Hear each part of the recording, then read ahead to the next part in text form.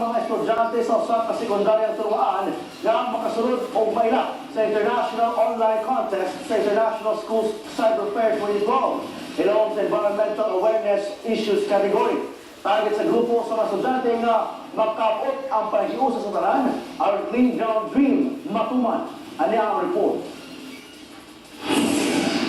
Luyo sa kainit sa panahon ug kabog, gisuyod sa grupo sa mga estudyante sa sekundarya usa-usa ang kada balay sa Barangay Villacananga aron maghatag og gamay impormasyon kamay na sa Clean Ground Zero Waste Program sa syudad sa Butuan. Pagpasabot sa kamahinungdanon sa paglain sa basura gikan sa di malata ug ma-recycle. Gidokumento usab ang kada aktibidad sa grupo. Because for us, it's not enough that we conducted seminars or we talked to the people or the leaders of our city, but we also have to tap the people or the families or the households itself.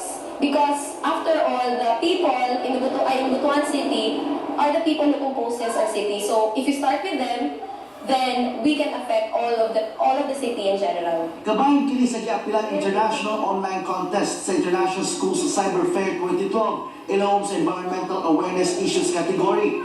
Sa gihimong website sa 30 ka mga partisipante sa online contest, hagit kinina na maimantala ang original research projects na nakapokus kung saan pagkabot sa damgo, positibong aksyon o kontribusyon sa publiko aron mapalambog magkahiusang komunidad alang sa kalimpyo. We joined this contest in order to show to the world that we here from Butuan City dream and unite to have a clean ground.